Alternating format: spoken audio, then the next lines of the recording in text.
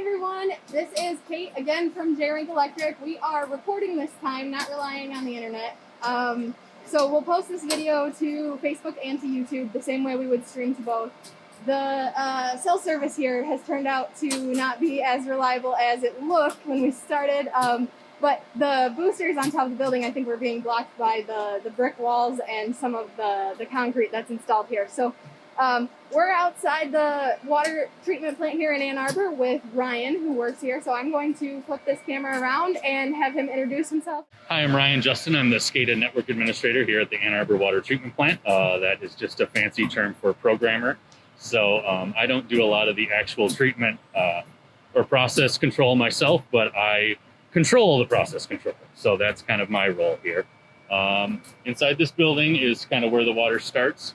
We bring in our source water from the Huron River in Barton. It's brought here first. This is kind of our primary clarification.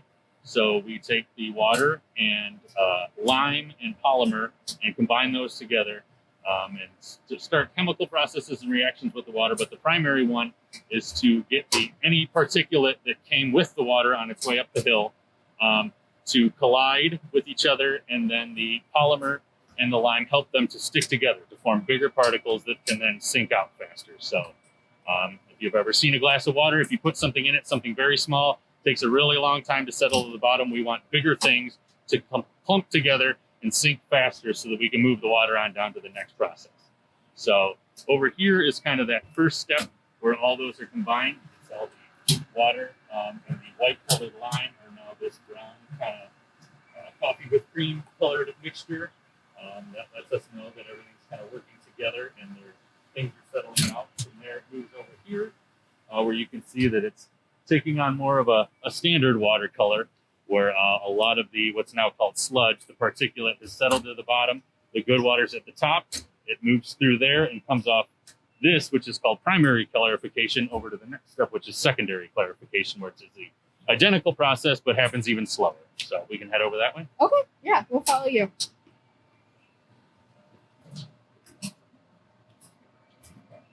And all the equipment you see here is maintained and taken care of by our plant staff.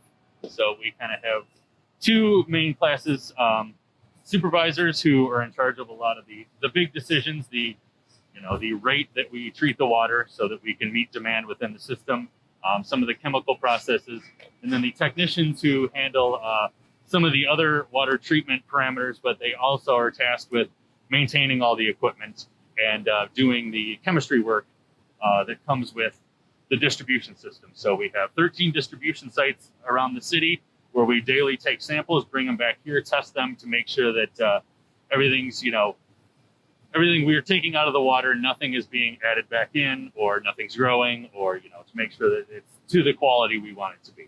Okay.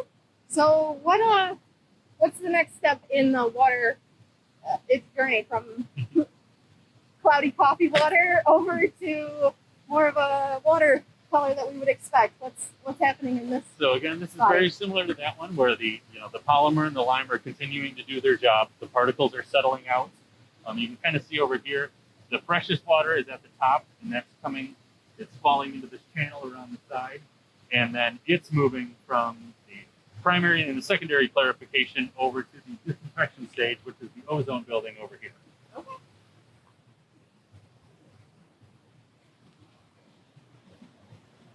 So what happens in the ozone building? So the ozone building takes liquid oxygen, which is in one of these tanks over here. That is converted to oxygen gas, and then a high electrical current is passed through the oxygen, turning it from O2 into O3, which is ozone. And the ozone is used to disinfect, so any viruses or bacteria or things like that, little nasties in the water. The ozone is bubbled up through the water, and it kills or inactivates all of those organisms. Okay, so basically you remove all of the pieces that could come in from the source water, and then at this stage it's disinfected, kind of like if you were wiping off a counter, you would get rid of any like dirt or food that was left on a countertop and then wipe it down with a disinfectant.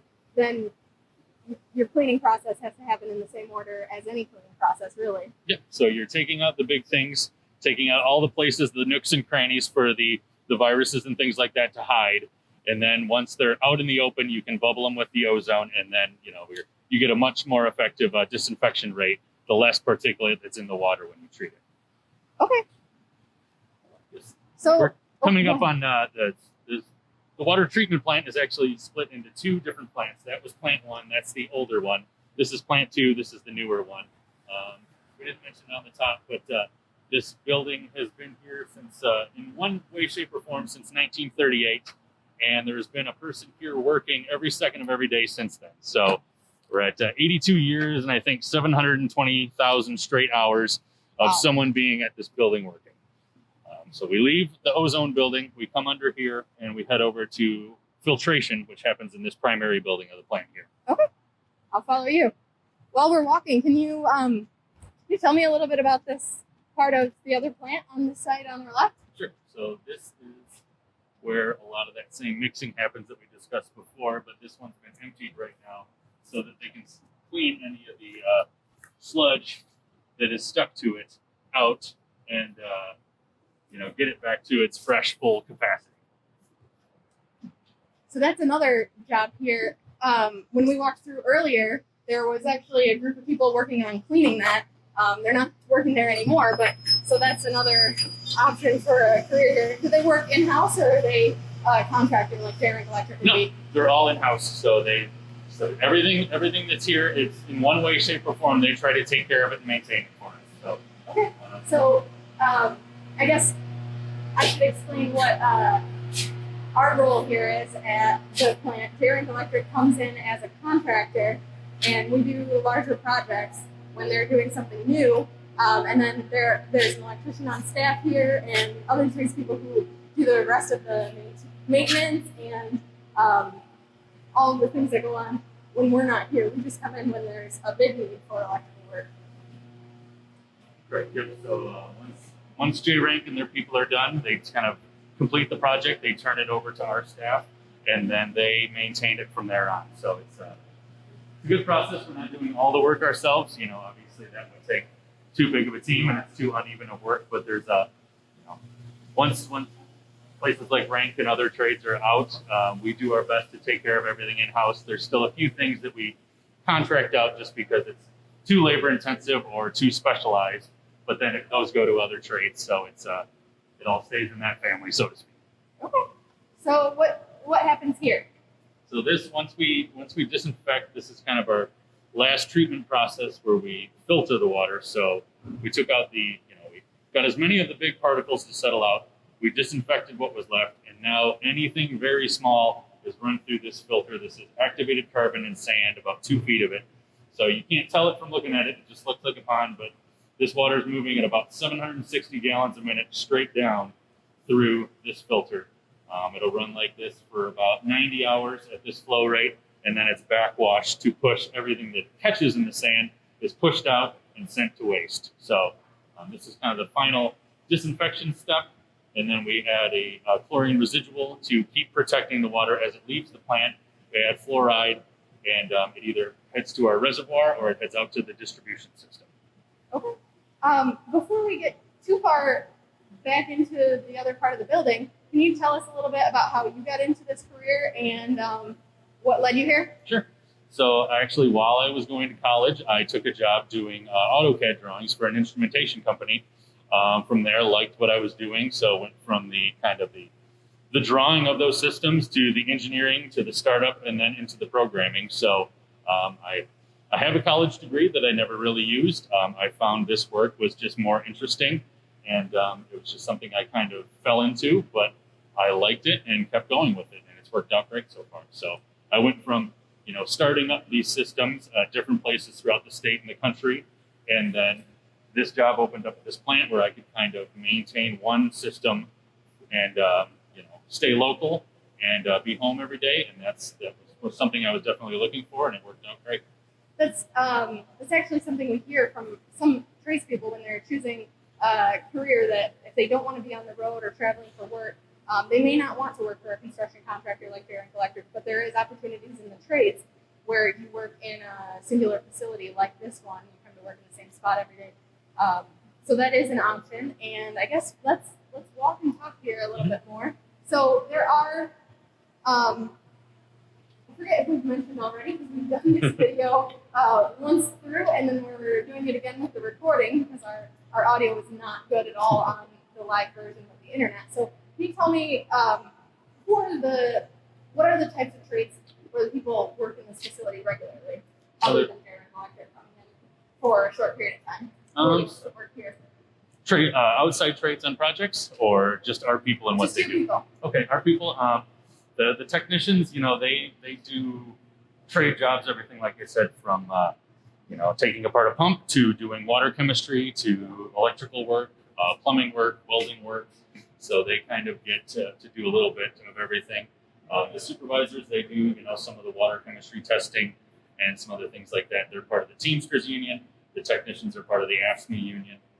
So they have set roles and responsibilities that are part of their job description. And then from there, like I said, we have the outside contractors who will bring in that are more specialized. So there's places that will pull a pump motor for the do motor testing, do high electrical testing. So do you have other types of contractors that come in other than electrical contractors? You said people who work on like pumps and motors. Mm-hmm. What else is there? Pumps and motors, everything from painters to mechanical contractors doing HVAC work. We have specialized welders. We have I think who else we have around here? Just a little bit of everything, really. I mean, this place has been around, like I said, for over 80 years. So we have all types of equipment and vintages, and there's a little bit of everything. So there's quite a wide variety of people come through here on a day-to-day basis. You get to learn a lot about all the different stuff that goes on. This is everything in this building or set of buildings is kind of, I think earlier I heard you refer to it as your baby. Yeah. So yeah, and I think a lot of people around here feel the same way. That that's part of the reason, like you said, for staying local and doing working in one place is that you get to know your system and its quirks and what makes it work and what needs some extra attention, and so it kind of works out good that way, and then you really get to make it your own, so to speak. Okay. Well, let's keep going through the doorway here, and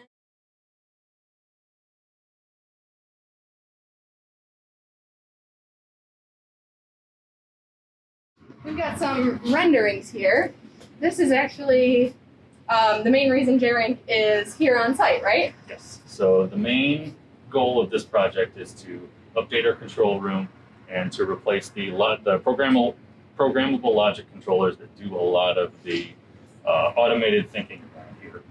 So J-Rank is going to be doing a lot of electrical work on that. This is what the room you're about to go into will look like here in August. So keep that in mind as you step through the next doorway. Okay, so all of the water moving is kind of an automated thing, but there are people here that maintain those systems and respond. You mentioned alerts. Mm-hmm. So an alarm tells them to react, and then they jump in, and what kind of adjustment might they make in response to an alarm? Sure. So, I mean, we just kind of did a quick loop around this place, but there are a lot of things going on, and you would need constant, people running around checking everything so they can see everything they need to see from this room. So there's alarms as far as, maybe if a pump faults and you need to start another pump, they'll get an alarm here. They can go to the screen and start another pump if it's not an automated process. Or, out in our distribution system, if there is, a main break, they'll see a low pressure alert come through, and they'll be able to respond to that to, increase flow or increase pressure so that, the pressure doesn't go to zero and then we end up with a boil water notice or something to that effect. So they have a lot of monitoring points that, some of the things are automated, but there's also a lot of decisions that have to happen. And these guys do a great job of that. So to make sure that, we deliver a safe quality product every day, like I said, for the last 82 years straight. Okay, well, thank you so much, Ryan, for your time and for showing us around here and telling us about your career and the other careers that work in this facility. We're going to head on into the control room where it is under construction. Thanks, Ryan. Thank you. All right, let's head inside. Oh, hey, Mark. How's it Morning. going? How are you this morning? I'm doing well. How are you? Oh, wonderful. It's a little quiet right now. It's peace and quiet. The guys are on break. And we're trying to build a new break room for them. A break room and control room. So, what do the controls do in here? The control, this will actually, they'll be able to monitor the whole plant from this location and several remote locations where their dam is, where the hydro pumps are. We can actually watch everything through SCADA and through PLC logic. This plant can be monitored and ran right from here with a touch of a screen. Okay, you used a couple terms there that I'm not familiar with. So, PLC, what is that one? Programmable logic controller. It's basically a computer that looks at things. You have inputs and outputs. When an input could be a limit switch or a motor starting, and then the output would be, okay, they can speed up the motor, they can slow the motor down depending on the flow that they're looking for. So it's a software program based logic is what it is. Actually, it's pretty high tech. Right now, we're upgrading theirs. They've got they're running on an iPhone 6, and we're going to give them an iPhone 12 when we're done. So they'll be state of the art, and they'll be able to control everything from right here. Just to clarify, they're not actually running anything on an iPhone, right? No. That's a metaphor? It's my metaphor for their computer system that they have right now. Awesome. That's a great way to explain it. So it's just a major technology upgrade. That's exactly. Okay. You want to show us around? Show us anything else? Sure. We've been working on this for several weeks. This is an old control panel that was built back 50 years ago, and with a new remodel with all the glass, this panel had to go. So all the wires and conduits that was in this panel, we've had to trace down and move to other panels, like over in the other room. You see, basically one of the PLC panels. We won't get too deep into that, but all the inputs were moved from here to this panel or other panels throughout the plant. Okay. So now we're able to remove this and continue our construction. All right. So now it's just like a big empty metal box. It's a big metal box that It used to we control have the to. whole place. This used to run the whole place. All right. Now, since they expanded, they've had several expansions on this plant, and this is just going to go away. It was old relay logic. Before the PLCs, you used to use relays to do everything. That's why we have such a big cabinet compared to small cabinets now, because it's all electronics. This is all relay logic. Okay. So the other term they use that I am not someone who understands, because I'm not a tradesperson myself, it was SCADA, right? SCADA, yes, it is the transfer of information over radios or over the PLCs talking to their monitors. So you have your programs that come in, feed the information, then that information is shot out to whoever needs the information. So that's basically what they call it, is SCADA. It's just a term meaning that it's an information transfer system. Exactly. Okay. So you build those a lot? Several times I have, yes. Okay. You want to show us around? Sure. Well, you see where we're at right now. We're in the middle of construction, and right now I've got a guy drilling some holes in some walls. So we're sneaking everything up. You won't see any of our conduits in this room. There's several hole penetrations. We drill holes in the floor. When we set the desk down, our conduits will come right up in that desk, and you'll never see where we ran our conduits. So these spots in the floor are Plug holes right here. that- We've had to actually core, and I have a electrician right now coring holes through walls so we can get communications from their communication room up to this desk too, which is a big part of their SCADA system. You have to have the communications hooked up from one end to the other, and that's what we're doing right now. So if you want to take a walk, Yeah, we'll go let's take a downstairs. walk.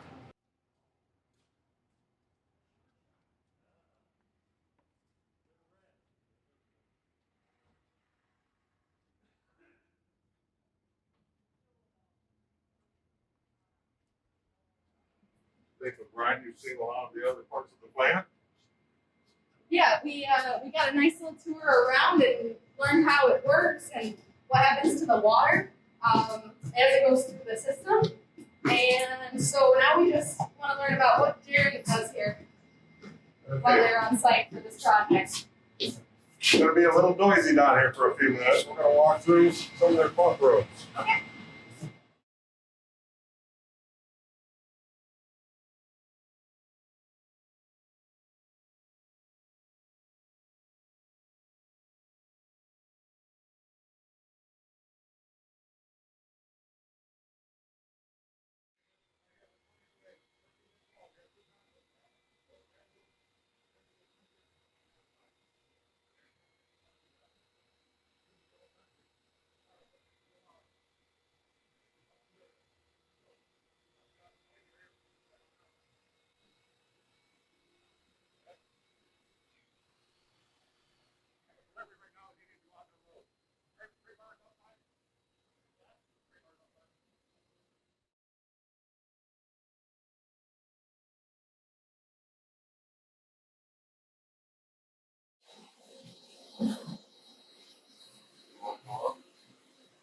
So that was, you called it a pump room?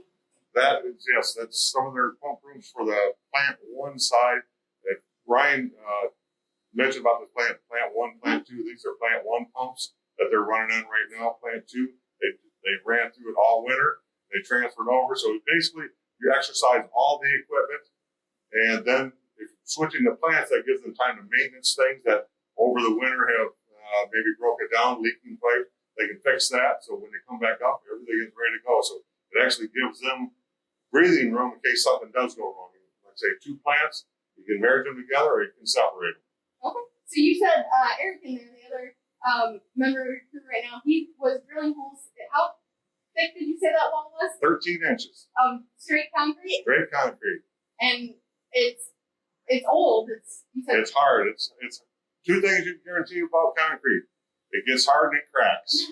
And right now it's real hard. It takes a while. It takes us about a little over an hour to drill a hole through a wall like that. And contain the mess, because it doesn't make mess. You're using water, you have concrete, so we try to do our best to minimize our mess, but you gotta break a couple eggs to make a cake. So I think we've talked about what we're doing here. What is next that we haven't done yet on this project for Jerry Electric? What do we do here before we can call this a complete job? Actually, we have subcontractors that will build that whole room. They'll come and install all the new cabinets, all the new desks. We will run new power, communications. So once that's all done, we run the conduits, we pull the wire, we hook everything up. They can move into that room and take it over. Once they're back up and running on that, then we're going to go to all their PLC cabinets around here. We're going to upgrade. We're going to go from that iPhone 6 to 10. We're going to change all their computers, and we think we have a method to keep this plant running. Pop one out, pop the new one in with no hiccups. That's our intention. And we'll give them the latest, greatest thing that's on the market.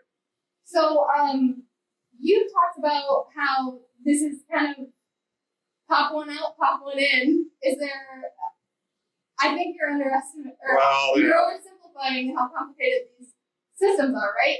Yes, they're easy for you because this is what you do. Well, I've done this for 30 years, so yeah, it's a little more than that. That's what. How does a controls job like this, where you're in a facility with lots of complicated controls and alarm systems and everything, how does that compare to like wiring up a building for lights and outlets? You're very careful on what you do here. You work really closely with the owner, so he knows what you're doing, just in case something does happen, because things do happen. We try to keep that to a minimum, but as long as the owner's aware of what's going on, they're there to help us, because they have other ways. They can run this plant manually, but we ultimately want to run it automated.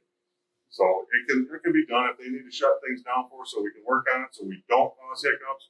Then working closely with the owners, we get it done. So the plant remains in full operation the whole time you're swapping out one control system for a new one. There's still clean water to go out. Water can't shut off.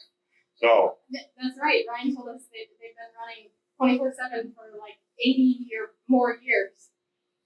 Yeah, so we're going to continue that too. Yeah. So if you had any advice for someone who's in high school now, in middle school, making a decision about what career they want to learn more about, or what they might want to do when they're done with school. What advice would you have for the kids? Well, if you're a self-motivated person, this is a construction business, not just be an electrician, laborers, sheet metal guys, plumbers. If you're self-motivated, you could actually make a lucrative living on that. The opportunity's out there. Right now, I'm at the end of my career, but what I see is there was a big gap of age where now we either have the really old like me or the young coming through. The young need to be trained, and there's opportunities out there. They're always looking for good help, and you can make a good living at it. But you guys plan on getting muddy and rain and everything else. But if you don't want to sit behind a desk, this is a great career opportunity.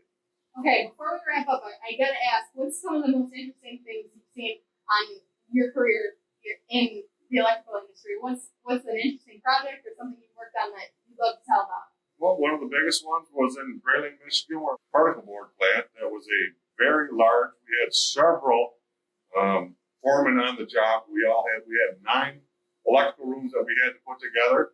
We had semi after semi of gear, which was switch gear, motor control centers, electrical gear packages that had to be put together. We had to assemble it. We had to handle it all, and we made the owner happy. We did it right, and we did it in the time allotted to do it. So basically, in any of these plants, like a water treatment plant or in that particular plant, there's electrical controls that are making things automated, and they have people on site who work with those systems. But when they're built, that's the electrical contractor's role to come in and start things up and get it going. Yeah, to prove that what you did build was a complete system. That's what we offer customers, is a complete system. Okay. It works. We don't say it works, we show it works. All right. Well, I think that is everything that I wanted to talk about. Let me see if I can get this facing me. That wraps up our video. Sorry for the technical trouble earlier. Thank you, everyone, for tuning in later. Really appreciate it. And again, we apologize for all the audio issues we had due to the cell service earlier. But hope you enjoyed the video anyway. And if you have questions, please put them in the comments, and we can call Mark up later and get an answer if we need it direct from him, or we can just respond to the best of our knowledge if it's something more of a general question about the company or industry. So thank you so much, and I'm going to call that a video.